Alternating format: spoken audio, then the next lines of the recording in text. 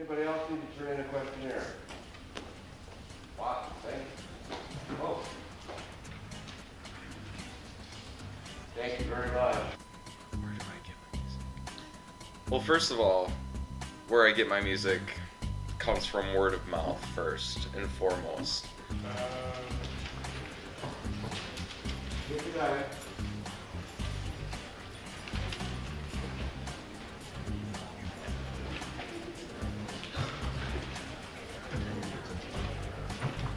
And back in the day in Milwaukee, there were, it wasn't FM yet, it was like WOKY, WRIT, and of course Ed Sullivan, Hollywood Palace, and that's, how we'd get our music. I mean, I listen to music a lot, but I don't choose a lot of music that I listen to. I just kind of let it happen. It's everywhere. There's so many genres of music, it's hard to click into one that if a friend or something kind of takes me and says, hey, listen to this, or gives me some sort of music, or takes me to a show, like specifically if I can sit and listen to like a live show, I generally click into music that way. Like nobody's musical preference is going to be exactly the same, but yet there's all these different things that are common between everyone in your network, and that's why you have the network anyways. And it's the uniqueness of each one that gets shared amongst each other. Once I got to college, everyone I met, it sort of opened up this new vein of things that I wanted to hear, and it was kind of like, it was like everyone in college was this little source of enlightenment, and it was like, I wanted to know why they liked it and where they found it and what kind of personal resonance it had for them. I'll hear songs from my friends or family, I'll be riding in the car with them and they'll have something on and I'll just ask them, oh, I really like this, what is it? And the newer music I'll find on like VH1 or if I'm in a bar, a song will come on and like, wow, I like this, I'm gonna have to remember to look this up.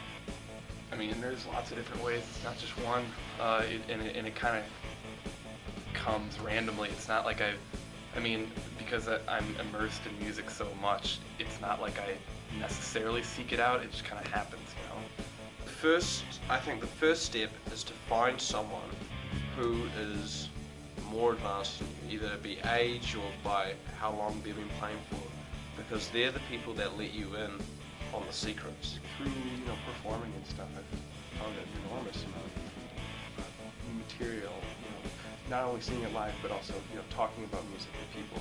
A lot of us have the ability to download something off of YouTube or something like that, something that, they might have gotten from Facebook or something, something was posted on their profile or something. When I was 6 years old, we were watching Ed Sullivan, and there they were, the Beatles, and I fell in love right then and there. When I made my first communion a few months later, I took all my money and the first thing I bought was Hard Day's Night. My older sister especially has been influential in my music taste. Just growing up, she was 5 years older than me, so she was coming across all this new music and I still only heard whatever my parents put on the radio. And she introduced me to my favorite bands. 99-ish, that's when I first got into the music downloading sort of thing, and after that, my whole approach kind of changed almost. I still bought records, but it was like, I treated it almost as like a sample. If I liked what I downloaded or something, then I feel better about going to buy this. You start branching out from there. It's like, well, that really worked. What else is interesting? I listened to Red by King Crimson, got my mind blown. I was kind of really into hard rock for a while. Then as I would read about the Beatles, on the back of the albums, and I'd look them up at the library, and then I'd find out what kind of music they liked. A lot of it, like maybe interviews with bands I'm already into and stuff that they say they like. Musicians and people influence me first, and then I find out what's important to them, and then I figure out if it's important to me. I like 88.9 and 91.7, those radio stations, and sometimes I'll hear something that I've never heard before and I'll go home and look it up. Or a lot of it comes from friends' suggestions. The obviously word of mouth, going to see shows, going to see what bands are opening for what bands. I also have Pandora, which I really like. I let it just kind of take the music I like and just find something similar to it. Now I'd say most of my listening, comes out of used vinyl bins or recommendations from friends where a lot of times I'll download it, and then if I'm convinced, depending on what it is, I'll go buy it. To obtain that music, you can either have your community network of friends that you share the music and whatnot. I'd prefer to go to a local music store. The way I get it usually is through torrent websites, just because, I don't want to make any excuses, but it's so easy. I get most of my music, I guess, technically illegally. My roommate has some sort of, I don't even ask what the program is on his computer, and he'll just get music. Rushmore Records, a bunch of record stores I'll go to. But like if I'm in a antisocial mood that day, I might just download it on a torrent. I'm one of the few that doesn't download everything off of iTunes. I actually will still go into Rushmore or Best Buy.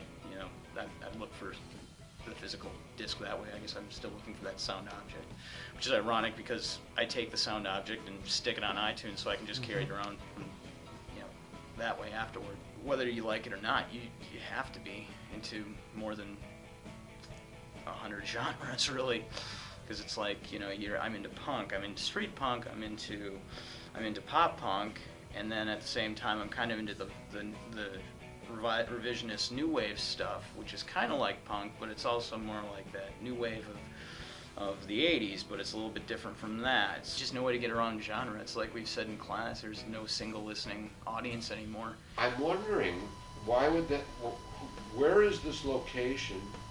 Why would this person want that particular song? What's the meaning of all this? Which, now let me get out of the role of scholar into that of artist. Who the heck am I speaking to? And it just, with everything being worldwide, digital, online, it's just getting bigger and bigger and bigger. Music itself is a network. Each hub becomes a different classification of the music. It's a new progression of the music. And pretty soon you're listening to stuff that doesn't even sound like what you originally were listening to. Because we've kind of broken apart this singular listening audience, I think a lot of the time the bands themselves now are kind of looking back for, it's almost like if there's this historical mine that's going to run out soon. But yet you've created a network where there's an actual trail, a journey being created where it leads you to somewhere else, and there's still that connection between the two, even though it may not be present to someone else. I was married at the time, and so when all this computer crap started taking over, I just took it for granted that I'd always have somebody there to help me with that stuff.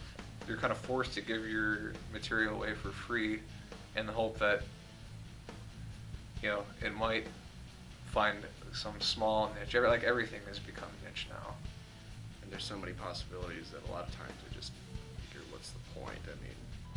What we're talking about is not so much trying to find the ideal of authenticity. We're trying to find what we like. Well, I'd have to ask my question about what's the point of music if there's so much? We're trying to find what